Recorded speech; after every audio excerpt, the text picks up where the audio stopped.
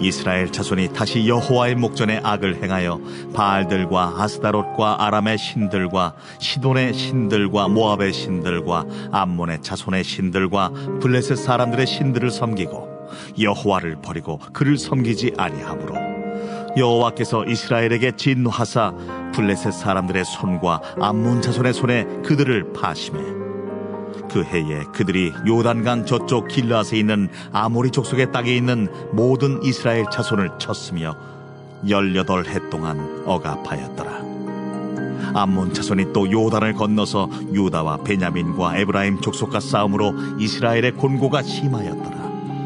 이스라엘 자손이 여호와께 부르짖어 이르되 우리가 우리 하나님을 버리고 바알들을 섬김으로 주께 범죄하였나이다 하니 여호와께서 이스라엘 자손에게 이르시되 내가 해국 사람과 아모리 사람과 암몬 자손과 블레셋 사람에게서 너희를 구원하지 아니하였느냐? 또 시돈 사람과 아말렉 사람과 마온 사람이 너희를 압제할 때에 너희가 내게 부르짖음으로 내가 너희를 그들의 손에서 구원하였거늘 너희가 나를 버리고 다른 신들을 섬기니 그러므로 내가 다시는 너희를 구원하지 아니하리라. 가서 너희가 택한 신들에게 부르짖어 너희의 환난 때에 그들이 너희를 구원하게 하라 하신지라.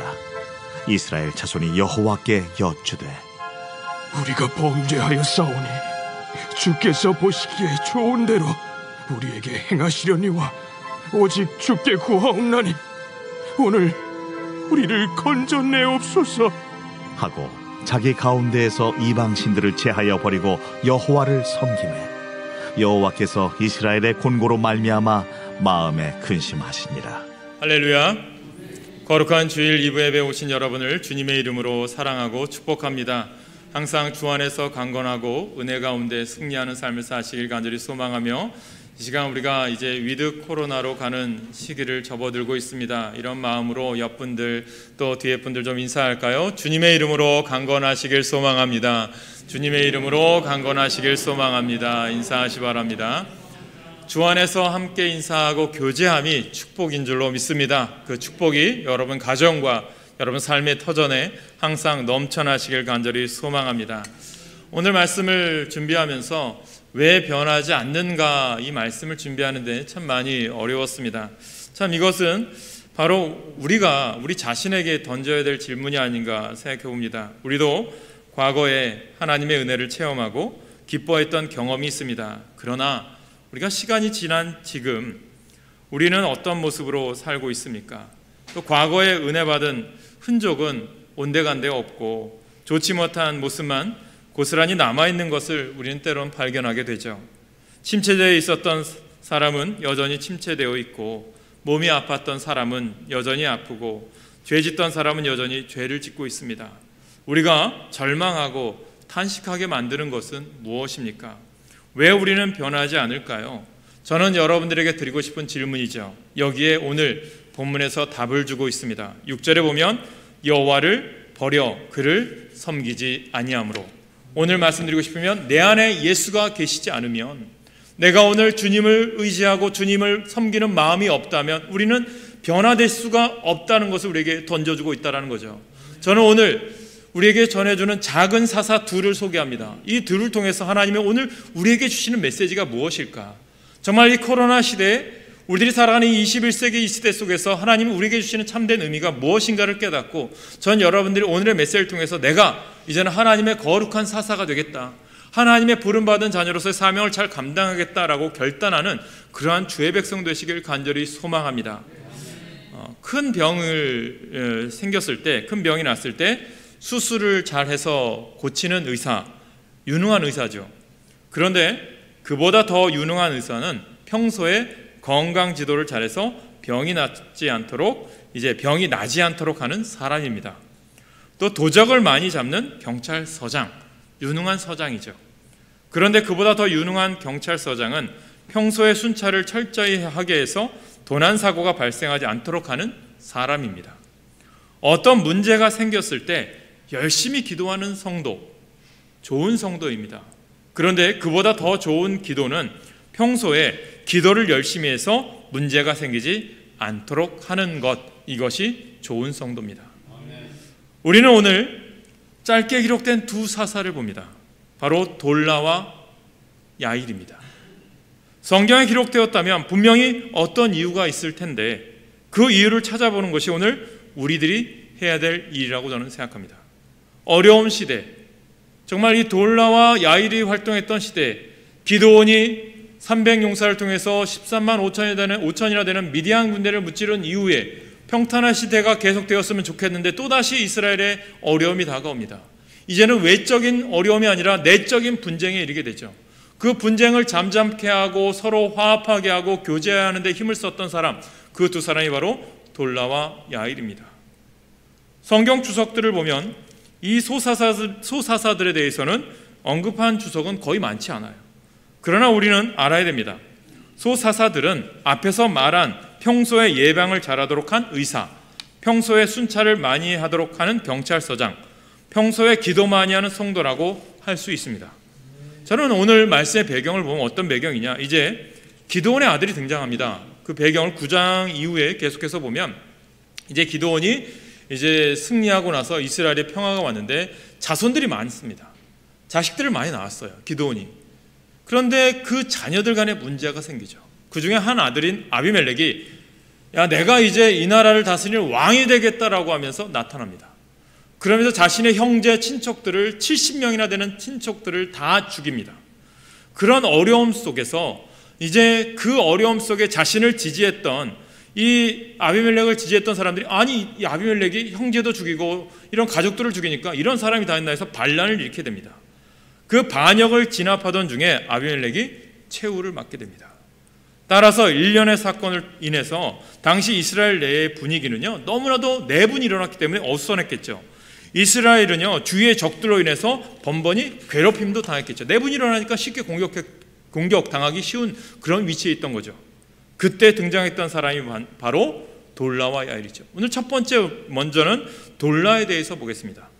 돌라에 대해서 우리가 많은 것을 알지 못해요. 우리가 먼저 이제 왜 10장의 6절부터 읽었느냐, 돌라와 야일 이후에 또 이스라엘에 주시는 메시지가 있기 때문에 먼저 읽었고, 그 이전에 나오는 우리가 10장 1절부터 5절의 내용을 보면 먼저 돌라에 대해서 보면 이사갈 지파고요, 할아버지는 도도예요, 아버지는 부하예요. 에브라임 산지 3일에 거주했어요. 23년 동안 사사로 일했어요. 죽은 다음에는 3일에 장사했다. 이것이 돌라에 대한 스토리에 다합니다.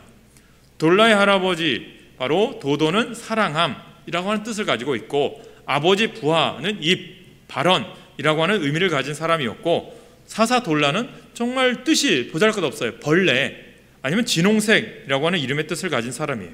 그래서 돌라가 살았던 또 장사 지낸 3일이라는 곳은 에브라임에 속한 성읍에 있는 땅이었습니다. 정확히는 알지 못합니다. 그러나 성경 앞뒤를 살피면 돌라가 등장할 수밖에 없는 배경이 있습니다. 우리가 10장 1절을 잠시 보면 이런 내용이에요. 우리 한번 같이 읽어볼까요? 10장 1절 시작. 아비멜렉의 뒤를 이어서 이사갈 사람 도도의 손자 부하의 아들 돌라가 일어나서 이스라엘을 구원하니라. 그가 에브라임 산지 3일에 거주하면서, 이렇게 등장하죠. 이것이 2절까지 읽으면 돌라에 대한 전부입니다. 돌라가 어떤 사사였는지 살펴볼 수 있는 자료는 오늘 10장 1절과 2절이 전부입니다. 그럼 조금 더 자세히 들여다보면 다른 사사들의 이야기에서는 사사가 등장하기 전에 먼저 어떤 일이 있었냐면 이스라엘이 악을 행하여 하나님께서 그것에 진노해서 우상 숭배하는 이스라엘을 외부의 세력들을 들어서 그들을 어려움당하게 하고 고통당하게 하셨잖아요.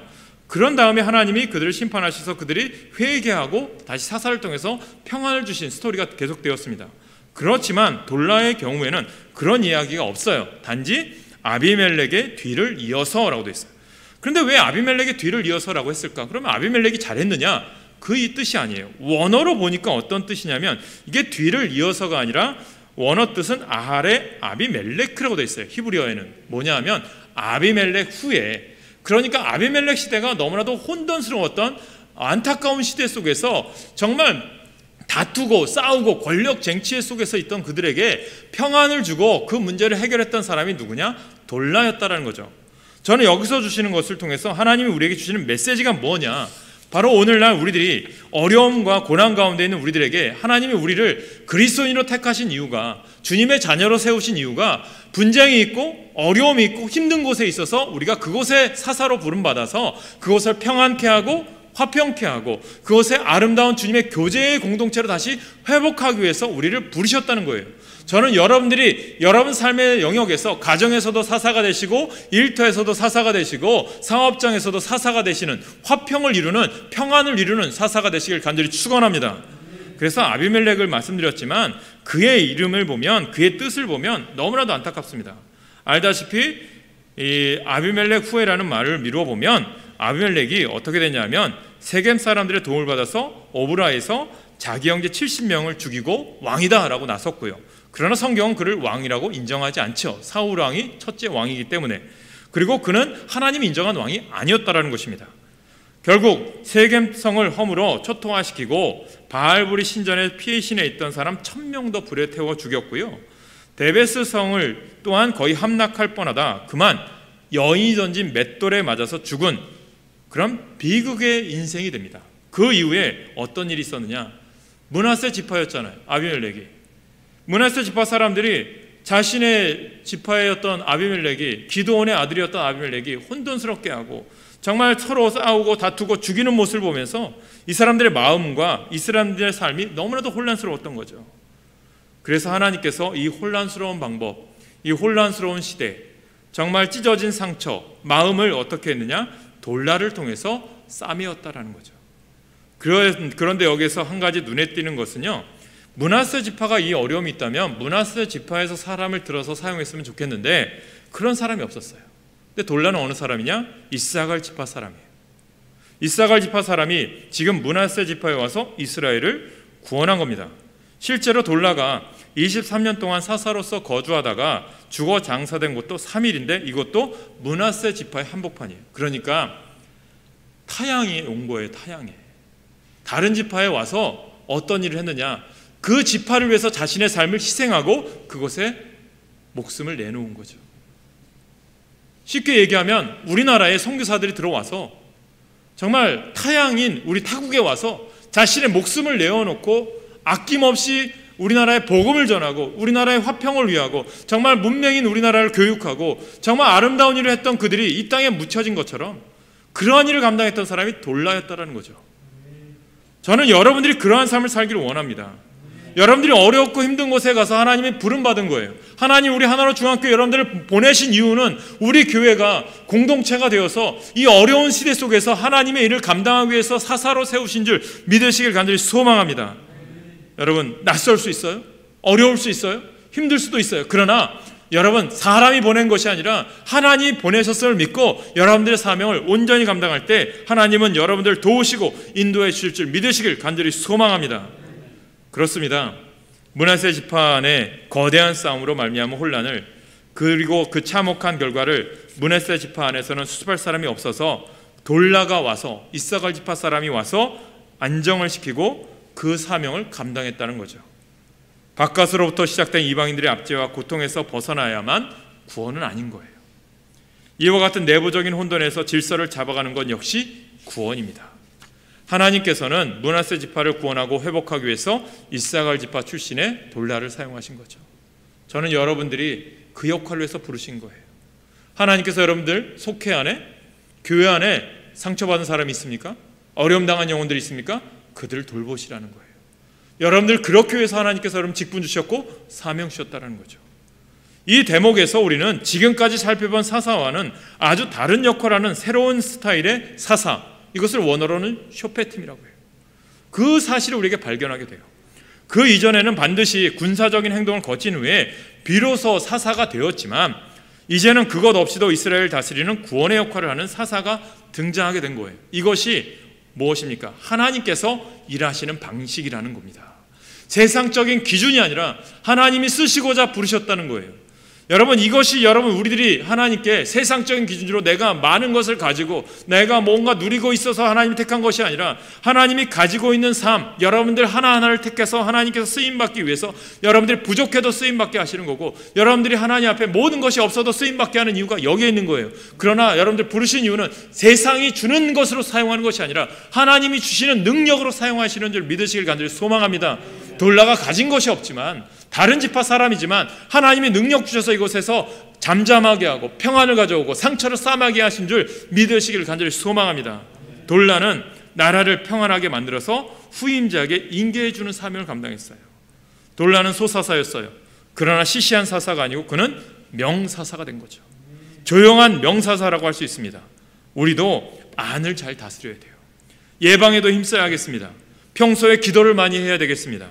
평범한 데서 기적을 찾아야 하겠습니다. 이 같은 일에 힘쓰는 여러분이 되고 우리 모두가 되시길 간절히 축원합니다. 두 번째 사사는 누구냐? 야일이에요. 야일. 그렇다면 하나님은 또 야일을 통해서 우리에게 보여주시는 메시지는 뭐냐? 돌라와 마찬가지로 야일 또한 그가 등장하기 전에 어떤 상황이었는지는 설명이 되지 않아요. 단지 그 후라고 되어 있는 것을 보면 아마 돌라가 죽은 이후에 그 바턴을 이어받은 것 같아요. 근데 돌라는 23년 동안 사사가 되어서 므낫세 지파의 중심을 잡아 주었어요. 그 이후 이번에는 야일이 등장해서 22년 동안 사사로서의 역할을 감당하게 됩니다. 그래서 본문에는 야일에 대해서 어떤 사람이냐? 길르앗 사람이다라고 얘기해요. 근데 길르앗은 뭐냐? 본래 이스라엘 12지파에 속한 공식적인 이름은 아닙니다. 므낫세 지파가 12지파 중에 이제 므낫세 지파가 어떻게 되냐면 이제 여리고성을 넘어 요단강을 건너기 전에 하나님 여호수아에게 얘기하죠. 우리에게 이 땅을 달라, 요단강 동편 땅을 달라라고 해서 동편에 남은 므낫세 반 정도의 지파가 남았고, 또 요단강을 건너서 또 반 정도가 므낫세 지파가 또 땅을 분배받죠. 그런 이후에 어떤 일이 있었느냐? 바로 그 중에 이 야일이 활동했던 지역은 어디냐면 요단강 동편에 분배받은 땅이 이 바로 므낫세 반지파가 분배받은 땅, 이 지역을 길르앗이라고 불렀어요. 앞에 있는 지도를 보시면 요단강을 중심으로 해서 요단강 서쪽과 요단강 동쪽으로 갈라지게 됩니다. 그 중에 이제 므낫세 지파가 반반 갈라져 있는 거예요. 이것은 이 가나안 땅 정복 사건과 매우 연관되어 있는 사건인 거죠. 그런데 이 지역은, 동쪽 지역은 길르앗 지역이다라고 불렀어요. 그러니까 서쪽 지역의 므낫세 지파 땅에서 안정을 시켰던 사람은 누구냐? 돌라였던 거예요. 그리고 동쪽 편에 안정을 시켰던 사람은 누구냐? 바로 야일이었다는 거죠. 그러니까 므낫세 지파의 땅에서 야일이 사사 역할을 서로 했다는 거죠. 돌라와. 그렇다면 어떤 일을 했느냐? 야일도 마찬가지로 군사적인 행동을 했던 사람은 아닙니다. 그런 리더십은 아닌 거죠. 그에게 처해 있었던 특별한 상황이 무엇인지 알 수 없지만 아무튼 공동체의 중심을 잡아주는 사사로의 리더십이 필요했고 그 역할을 야일이 감당하게 된 거예요. 그런데 왜 그렇다면 이 시대 속에서 그냥 쉽게 얘기하면 되는데 왜 야일을 또 등장시켰냐면 여기에 또 뜻이 있어요. 오늘 성경에도 보면 우리가 10장에 보면 우리가 1절부터 5절에 등장하면 야일의 가족을 이야기합니다. 여러분, 기드온의 자녀들도 많다고 하지만 야일의 자녀도 많아요. 몇 명입니까? 30명의 아들이 있었대요. 그리고 그 아들들이 모두 어린 나귀를 탔다고 말씀합니다. 그게 무슨 자랑거리냐고 하실지 모르겠지만 당시의 나귀는 여러분 알다시피 재산입니다. 오늘날로 얘기하면 고급 승용차, 고급 외제 승용차로 생각하시면 돼요. 부의 상징이었어요. 또한 길르앗 땅에 있는 성읍 30개를 소유했다고 했어요. 그러니까 30명의 아들이 각각 성읍을 하나씩 가지고 있었던 셈이에요. 부자였다는 거죠. 그래서 그 성읍들을 하봇 야일이라고 불렀는데 그 뜻은 야일의 동네라고 됩니다. 이곳은 지도에서 보는 것처럼 기드온이 살고 있던 서쪽 므낫세의 오브라에서 거의 직선 방향으로 요단강 맞은편 가까운 곳에 서로 대칭적으로 위치해요. 기드온의 자녀들, 바로 야일의 자녀들. 왜 대칭시킬까? 우리에게 주는 교훈이 있는 거죠. 무엇이냐면 신앙을 끝까지 지키는데 앞장서라는 거예요. 여러분, 기드온이 300용사로 13만 5천의 미디안 군대를 무찌른 이후에 그가 끝까지 신앙을 잘 지켜서 믿음을 지켜나가서 후손들에게 신앙을 얼마나 잘 물려줬으면 얼마나 좋겠습니까? 그러나 그렇지 못합니다. 마지막에 교만하죠. 자신의 옷에 의의 흉패를 달아요. 보석을 달아요. 그 교만 때문에 하나님 앞에 심판을 받아요. 책망을 듣죠. 그러니까 신앙이라는 게 끝까지 지키는 게 참 어려운 것 같아요. 근데 저는 끝까지 지키는 자에게 하나님의 복이 있는 줄 믿습니다. 그래서 저는 구약 성경에서 제일 좋아하는 성경 인물 이야기하면 아브라함이에요. 왠 줄 아세요? 믿음의 4대까지 이어갔거든요. 여러분 알다시피 아브라함, 이삭, 야곱, 요셉 다 알잖아요. 유일합니다. 구약의 성경 인물 중에 유일하게 4대까지 신앙의 선을 물려줬던 복의 축복의 통로가 열렸던 사람은 아브라함밖에 없는 거죠. 여러분 그래서 아브라함이 잘 살았기 때문에 그랬을까요? 아니에요. 어딜 가든 기도했고요. 어딜 가든 하나님 장막을 옮길 때마다 예배했어요. 자녀들에게 예배하는 삶, 기도하는 삶을 보여줬을 때 그 자녀들이 그 아브라함의 믿음을 본받아 축복의 통로가 된 줄 믿으시길 간절히 축원합니다. 우리가 주중에 제가 이제 녹음을 해요. 하늘 양식이라고 하는 교재를 통해서 이제 새벽이든 아침이든 묵상할 수 있는 것을 제가 이제 온라인으로 올려드리는데 그 중에 한 주제가 초심이라는 게 있더라고요. 초심. 그러면서 어떤 얘기하냐면 요한계시록 2장에 보면 처음 마음을 잊어버린 교회, 에베소 교회에 대해서 이야기해요. 처음 마음을 잊어버렸노라.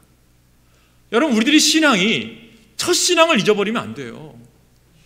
우리가 하나님 앞에 간절했던 첫 신앙들, 하나님을 사모했던 첫 신앙들이 어느덧 내가 조금 부요해지고 잘 살게 되니까 하나님을 잃어버리지 않습니까?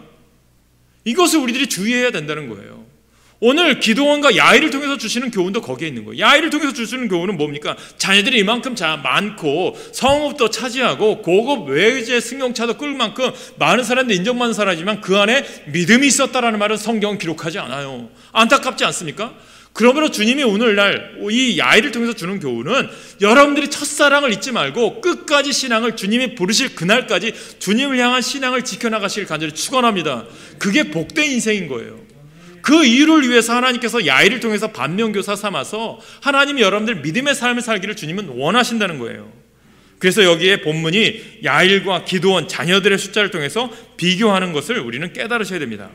그렇다면 이와 같은 비교를 통해서 본문이 우리에게 무엇을 이야기하는 것일까요? 유력한 집안의 권력을 가지고 그것을 세습하는 문제가 기드온의 집안 저 아비멜렉이 죽으면서 끝난 것이 아님을 우리에게 보여줘요. 기드온이 사사로서 자신의 지위를 가지고 아들은 많이 낳았지만 다음 세대의 믿음을 계승하는 일에 실패했듯이 야일에게도 그런 일이 반복되고 있다는 것을 우리에게 보여주고 있는 거예요. 그리고 실제로 이와 같은 일이 어떻게 이루어지냐? 오늘 읽은 10장 6절부터 16절에 쭉 입다가 등장하기 전까지 그 상황이 이렇게 되는 거예요. 그런데 그 상황이 어떻습니까? 이전보다 더 악해져요.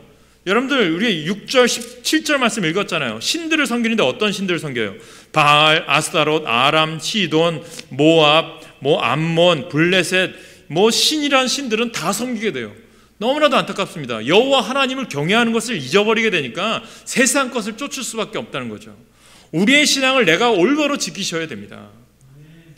사랑하는 여러분, 그렇다면 오늘 이 두 사사를 통해서 우리에게 주시는 교훈도 있어요. 마지막 세 번째예요. 변화를 위해서 주님은 오늘 우리를 일어서기를 원하신다는 거예요. 자, 그런데 오늘 제가 이렇게 돌라와 야일 두 사사를 함께 묶어서 살펴보려고 하는 데는 이유가 있어요.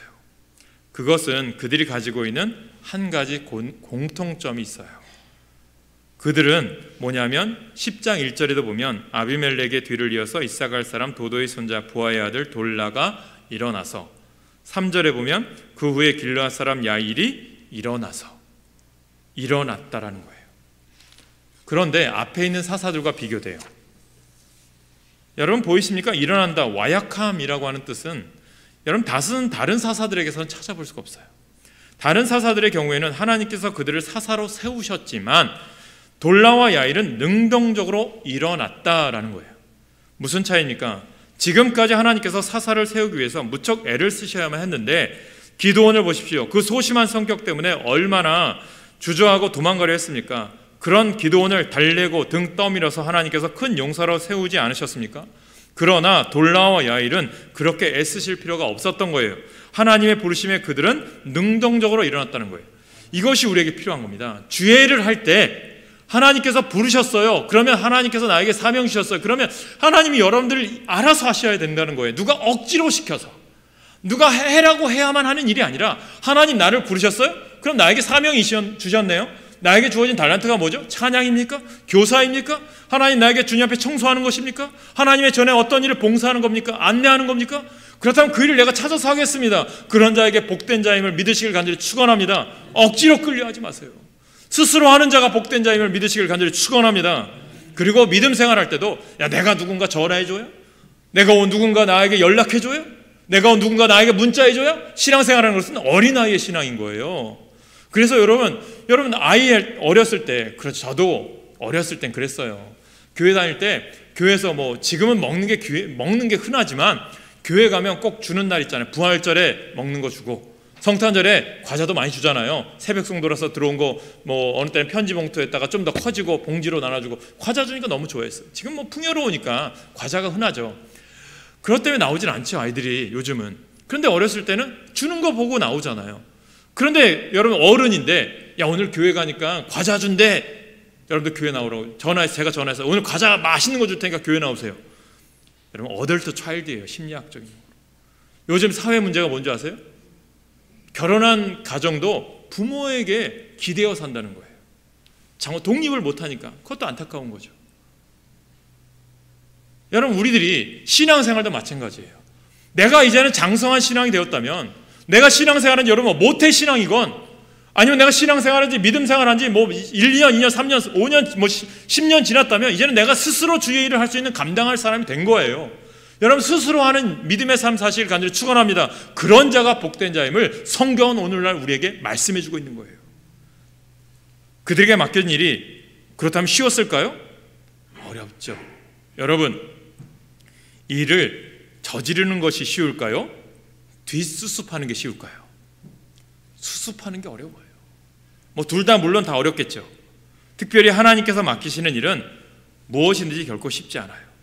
이사갈 지파의 출신 돌라가 타향이었던 므낫세 지파에 가서 살면서 그 혼란을 수습하고 중심을 잡는 일이 쉬웠을까요? 어려워요. 낯선 땅, 아는 사람 없는 곳에서. 그런데 그는 텃세를 극복하면서 리더십을 발휘하는 것은 결코 쉬운 일이 아니에요. 그러나 그가 일어섰어요. 왜죠? 하나님이 나를 이곳에 보내신 이유가 있겠지. 그 뜻을 믿은 거예요. 그러니까 그가 하는 일에 하나님 어떻게 해요? 도와주시는 거예요. 그게 임마누엘의 하나님이시죠. 그리고 하나님의 명령에 온전히 순종했습니다. 그리고 므낫세 지파에 들어가 죽기까지. 또한 야일 또한 쉬웠을까요? 유력한 집안의 배경을 가지고 있었으니까 사사의 일을 하기가 편했겠느냐는 것입니다. 아니에요. 오히려 그렇기 때문에 더 쉽지 않았을 거예요. 하나님께서 맡기시는 일을 하지 않아도 그는 얼마든지 잘 먹고 잘 살 수 있겠죠.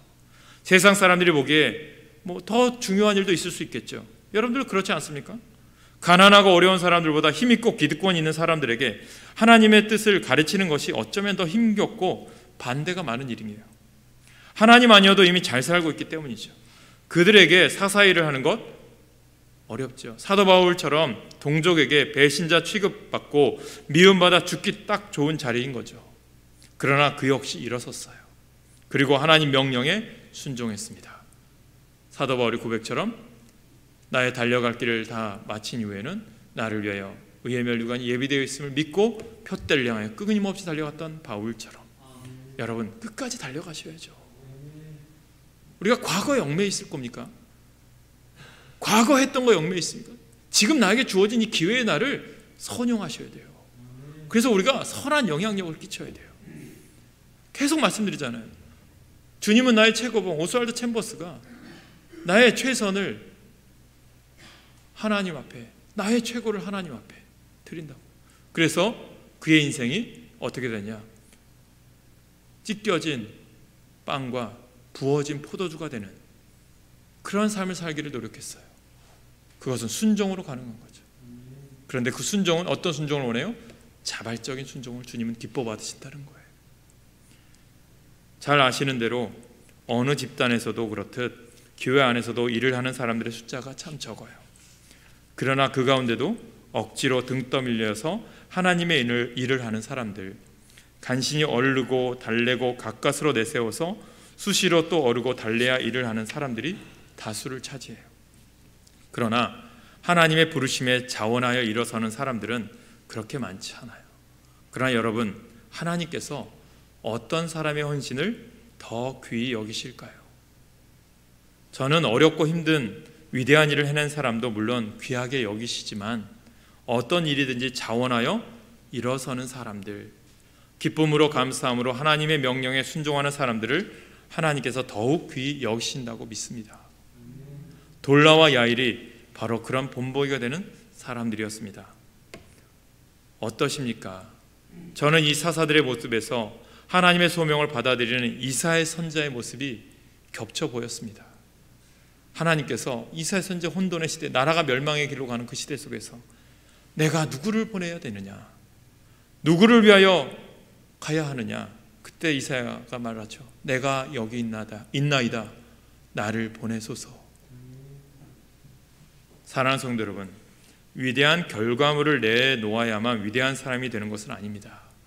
위대한 하나님의 부름 앞에 믿음으로 일어나는 사람이 바로 위대한 사람입니다.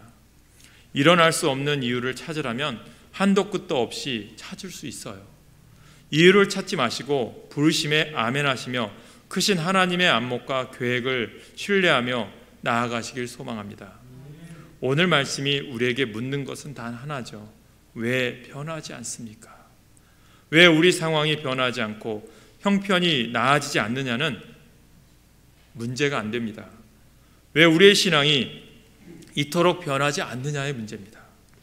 그 많은 설교를 듣고서도, 그렇게 많은 성경의 기록을 읽고서도, 그토록 여러 번 하나님이 나와 함께 하시는 체험을 했으면서도 왜 똑같은 문제로 3번, 4번 넘어지냐는 것입니다. 왜 영성이 밑바닥까지 떨어져서 하나님의 징계를 받아야만 비로소 위기의식을 느끼냐는 것입니다.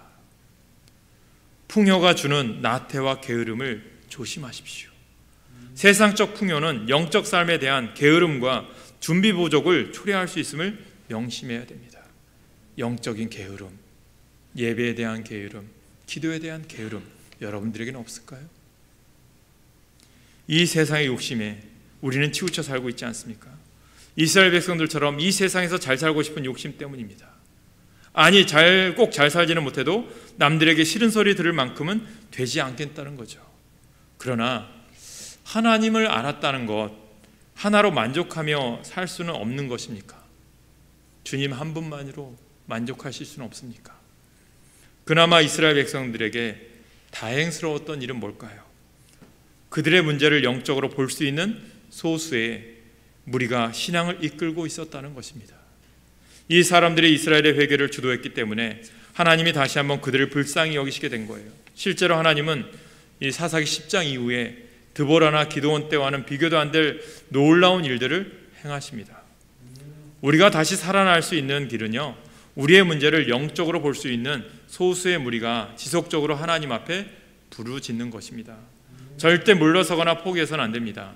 어떻게 해서든지요, 악순환의 고리를 끊으셔야 돼요.